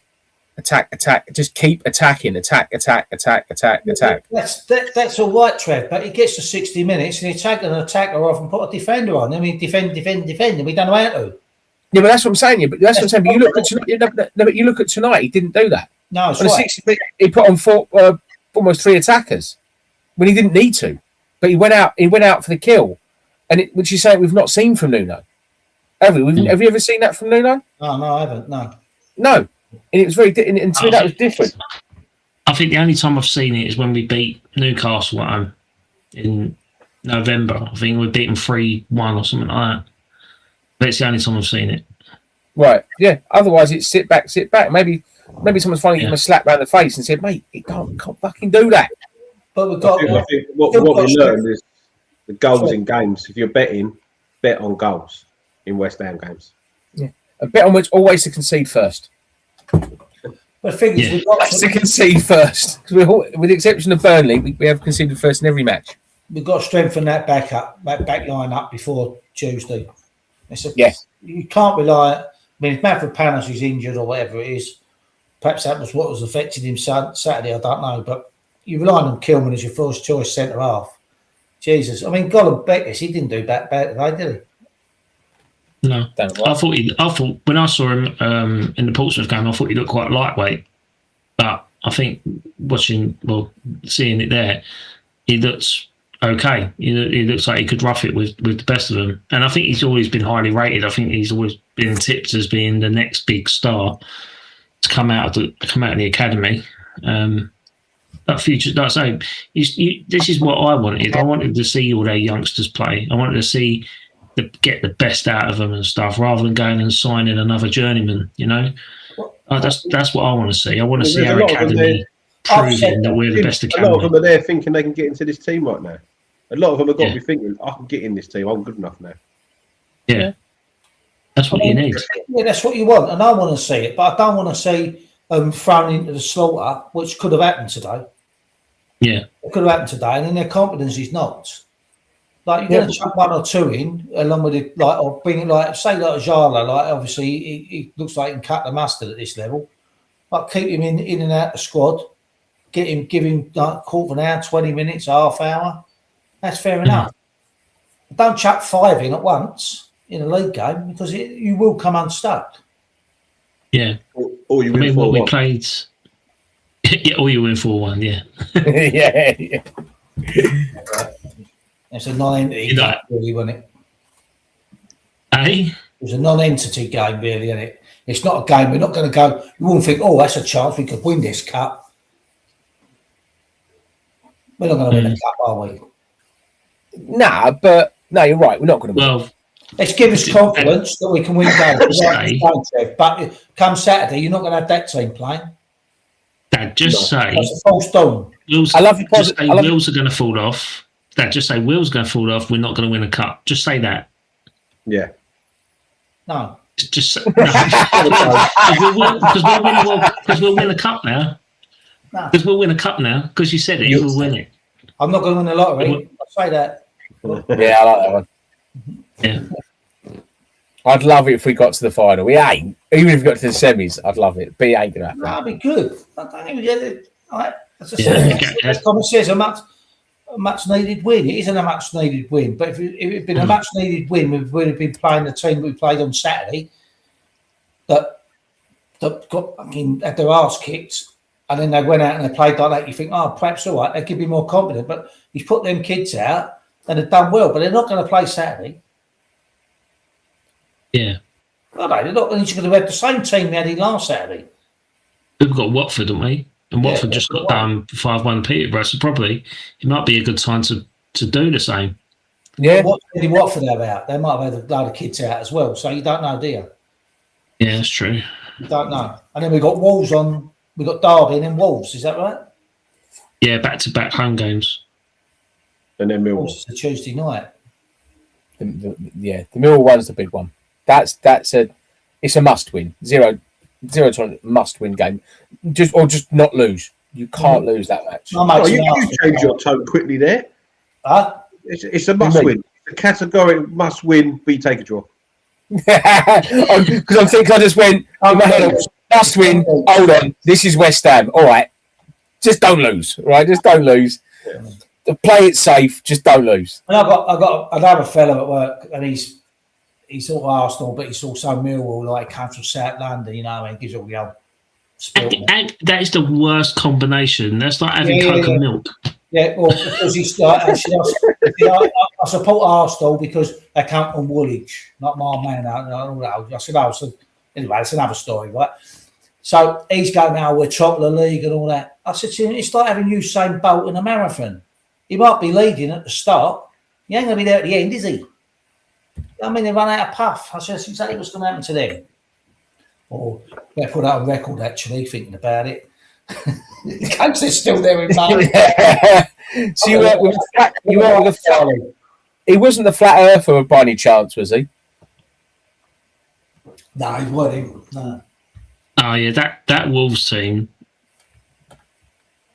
Yeah, that Wolves team looks shocking. That looks shocking.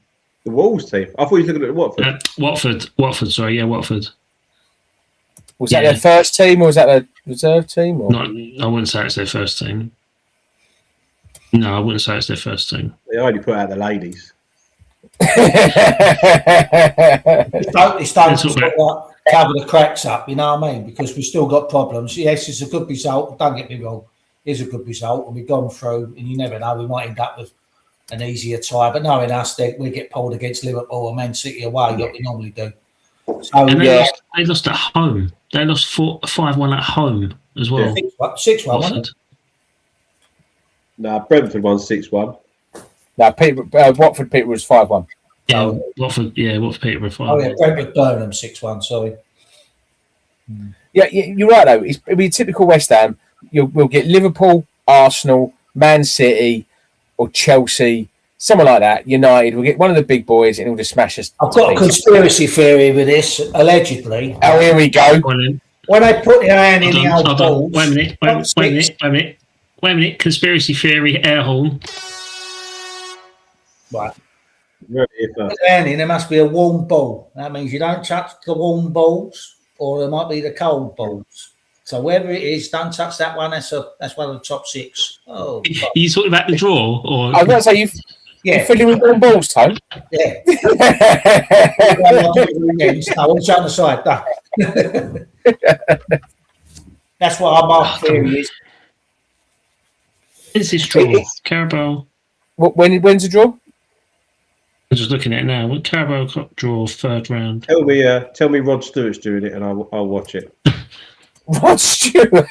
You never see him do the FA Cup draw? Drunk, wasn't he?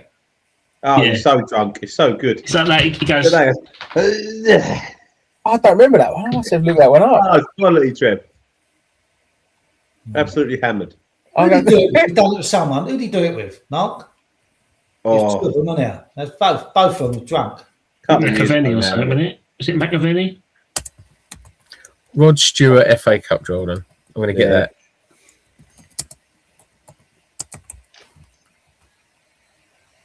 Come on, when's I'll watch that later. There we go.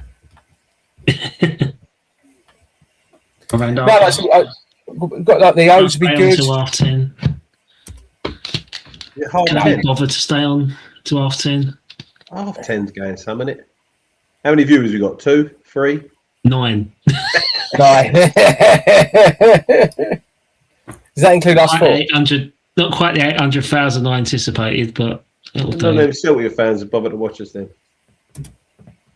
And to the 9 that are in here, we do appreciate you, right? Yeah. Lovely to have you here, guys and girls.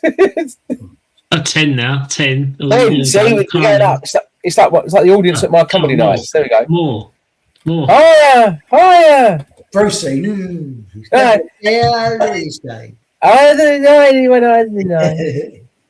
game. How old do you reckon he was when he died? Who? Bruce. Go on. I'm not asking you a question. 80? No, I think. Higher? Aye. Wait, what did he die of anyway? No, seizure. Yeah, seizure.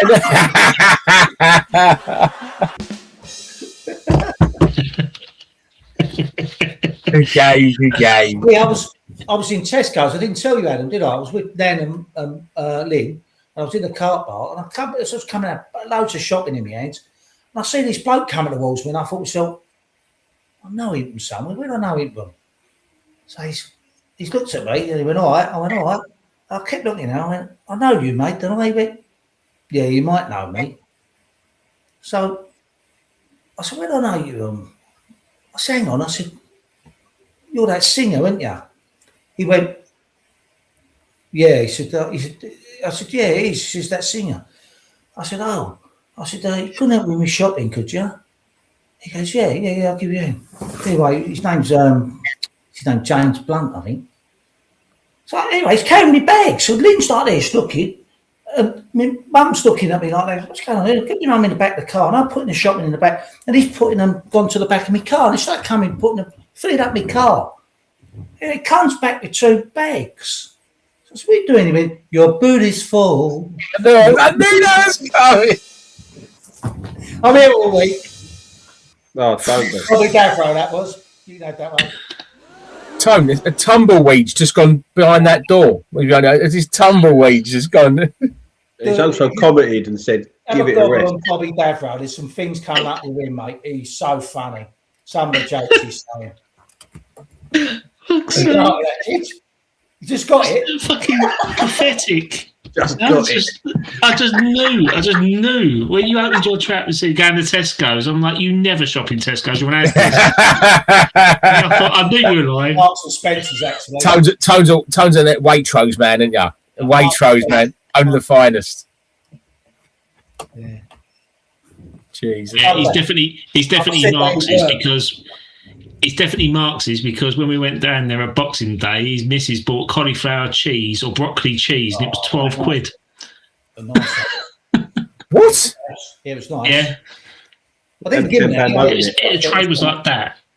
The tray was like tiny. Small 12 quid. Yeah, 12 quid. Like one spoonful each. Thanks. Yeah. I had the other tray in the fridge. I just didn't get it out. 24 quid on Brussels sprout cauliflower cheese. Only the finest. Made the money. Oh, got that. That's why you do. That's why you get your £12 cauliflower cheese in Marx's, but then you go to Aldi's and get your turkey. So even the cost out. Yeah. And you do about a tenner in petrol and in different shops. Two pair can, wherever they were. Oh dear. I don't know where this is going. He ain't going to last till 10:30, I'll tell you that much. No, I think it's waning a bit till after. That's what I mean. I was just thinking, do we go in? Do we wait for the draw, or do we just bob it off now? Why is it so late? Why 10:30? It seems really late. Yeah, that's why I left it a bit late. But apparently, Carabao is known as being an energy drink, and it's owned by some tired rock star or something like that. Yeah. This ain't a joke coming, is it? This ain't a joke. No, this ain't a joke. This is true. So Carabao have actually released a beer, and they're promoting an alcoholic beer in English football for like the first time in like 10 years or something. This is like Carabao Cup. It's like actually it's now an alcoholic drink as well, rather than Carabao energy drink cup. Yeah, I knew it was an energy drink from Thailand. Yeah, I know that. So they've got them in some of the shops, haven't they? Yeah, I've actually seen it. Yeah. That's a shit joke, that, isn't it? But they've actually selling a beer. Actually selling a beer now. But yeah. Well, right. So did you say you want next round? You wanted Millwall or Spurs or? As long as it's an home draw. I go the opposite way. I go Spurs or Chelsea away. You're just giving them a free ride, aren't you? It'll go against us. There'll be VAR and everything in it. It's a night out, isn't it? Night out. How about this? How about we get Arsenal and then we beat them by handballing the ball into the goal, and then they can't use it after fucking review to keep them in a competition. How about that? There'll be VAR in the next round. Because then they'll do there's no VAR. There's no VAR in League Cup. Isn't it? Oh, well, yeah. No fucking review. Yeah, do that then. Get knocked out. And they're knocked out, and a game they lost, and they can't review it. Yeah, that sounds good. I love that. Yeah, because a friend of the show, Tabs, when he used to do some West Ham Arsenal collaborations in the past, he's released a new show called After Review. And he sent me it. He sent me the intro, and I went, I'm not your friend anymore. That's fucking wound me up. After Review, number 19, it's like, mate, fuck off. You've got Sado pricks printing After Review West Ham number 19 on the back of your Premier League winning shirt. And I said, that is pathetic. They're a sad bunch, aren't they? Aren't you? And number 19 is pathetic. So he has got a point. Yeah, but After Review, what's in the box anyway? What are we going to put in the box, Pablo? Yeah, what are we going to put in Pablo's box? So inside number 19, So, what do you think we should be putting in Pablo's box? What were the comments? About No more Nuno ball. flight tickets back to Portugal. A Carabao drink. Carabao drink. There we go. I reckon flight tickets to Portugal. One way. Dad, this is to help him score. No, it's to help us. M&S cauliflower cheese. Help him score. I think M&S. M&S cauliflower cheese. I think we need to give him some M&S cauliflower cheese to get him going. I think that's the winner. I think we'll put some What about M&S some cauliflower squib? cheese. Put squib up his arse. You're being too abusive, Dad. Can't you mute him? Okay, there we go. I think cauliflower cheese, a tray of Marks and Spencer's cauliflower cheese to help him fuel up, get his protein for his next game to help him score his first West Ham goal. What about that? Yes. M&S cauliflower cheese. M&S cauliflower cheese, broccoli cauliflower cheese. Yes. Only the finest. Okay, I'll do that. I'll update the image Do you know with what? cauliflower cheese. Well, I hope it gives him the shits and he can't play next go. Lasagna gate. Give him a bit of lasagna gate that the Spurs had. Go. Broccoli cheese gate. Broccoli cheese gate. Right, last thing before we sign off, predictions for the Watford game. Oh, Jesus. Now, we have had our jokes, all joking aside. I mean, it depends what sort of mindset they're in. They've got to play from minute one. They can't be pissing about and get the 30 minutes and they decide to play. And it's what were you laughing at? I'm being serious for once here. Like, you're laughing at you said jokes aside. Well, no, I know. I've been play from minute one. Trevor's laughing now. He said like just offered it everyone out and say, so what are you laughing at? Yeah, we were laughing. Starting around. Come on, what are you laughing at? No, play minute one, but it's what team he puts out and what mindset they turn up in. You know what I mean? It's all good tonight and the mindset was good, but if he reverses back the type with the same back four with Mavropanos or whatever, I mean, when the boys come on, and be fair, the team that finished the game, they were the team that started the game, and they looked pretty lively, didn't they? So, yeah, perhaps it is the kick up the arse they needed. I don't know. Went for the jugular sort of methods. And Nuno was a bit more positive and not negative. So what's the score going to be, Tone? Score, playing like that, how they did tonight, 3-1. We always go. It's 3-1 every time you fucking say it. Well, I don't know. Well, we played shit. We got no. We got no striker. The defence is shit. Yeah, we'll win 3-1. Yeah, because we've got better forwards and we have defenders, so we're always going to let a goal in. It's never going to be a nil. If you say 3-1 more long enough, you'll get it right eventually. That's a David Sullivan transfer policy. That's the law of averages, isn't it? 3-1. Okay, 3-1. I'm with you a bit, Tate. It depends on the mentality. Exactly. If we go into the same mentality that we had today, the same positivity, the same attacking mindset, which what I liked in the last 20 minutes, he didn't go defensive. He still went for the jugular, even on a match. In all due respect, that's not really got much relevance on the league. If we go with that mindset, obviously I see a win, 3-1. No, I think it's going to be, honestly, I'd say 2-0, 2-1. If we revert back to type, which I really hope we don't, a draw, 1-1. No, that's What was fair. it? What you say? Yeah, goals. I think goals. So I'm going to say 3-2. You could say 3-1 then, wouldn't you? 0-0. I think goals. Yeah, 0-0. Yeah, I think 3-2. I think this is the sort of time when we start falling apart. Oh, it's 3-1 West Ham.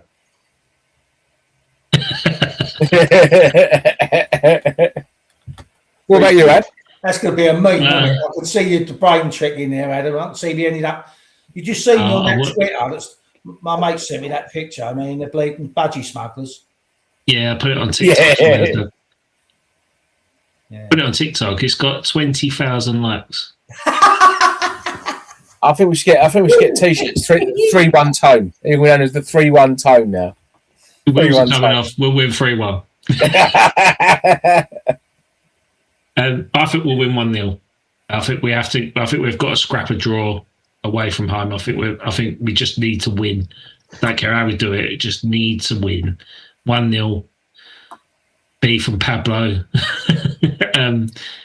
It could be from Hamadson, 90th minute goal, whatever, at the corner. But no, I think 1-0. I like Watford. I think they're a good side. I don't think their loss tonight is anything to go by looking at their lineup. Yeah, I'll go 1-0. I just can't see us not cleaning a clean sheet. I just can't. Not at the moment. We ain't got the minerals to keep a clean sheet. Now Tony said that, I've got a bet on 1-0 now. Oh, Dad! No, don't bully him. Don't bully him. He's our first clean sheet of the season. Ageism. It's ageism. Yeah. Oh no, Ben! Uncle Albert. I'm Brenda. I remember you was in infant school, Mark. Leave me alone. I've got 4 tubs of cauliflower cheese in the fridge worth 150 quid. It's matured in value. There you go. And the trouble is, I can't eat too much of it now. Why? It's so expensive. No, I'm not allowed to. Because your skin. That's why. I have too much of it, I end up ill, so I can't have it. So yeah. I have it in moderation. It's not in the fridge anymore, it's in the bank. Yes, he's got a vault.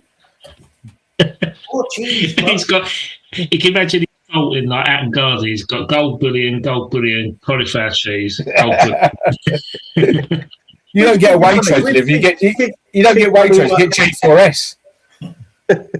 Put your money in premium bonds, you know, all the bank stuff. Yeah, well, I've got cauliflower cheese, isn't I? So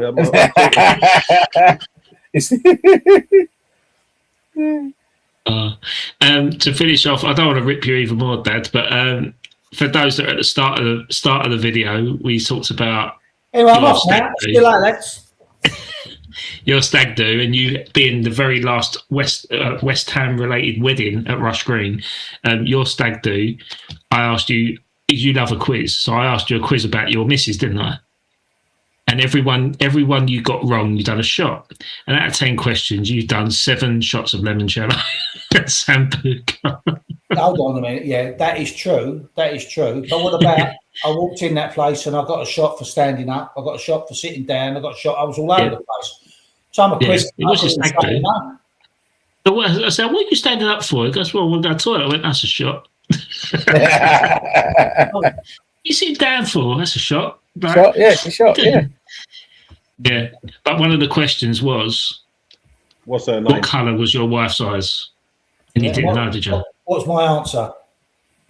You went, they're a browny, bluey, greeny colour. And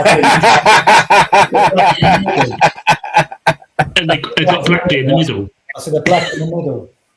Cover all bases. Yeah. Cover all bases. I like it. He went blue and he got it wrong. And so I asked him exactly the same question on my best man speech, and he got it right that time. And I said, well, it's a good time you learn from your mistakes, isn't it? He said brown. Oh, right. I remember it. I was sober. I forgot.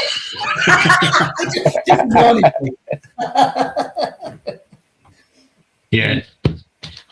Right then, chaps, we'll do a little tweet or something in about 10 minutes about what team we've got next. 4-1 win for the Hammers, unexpected. See you next time, this time next week. Come on, you Irons. Come on, you Irons. Irons.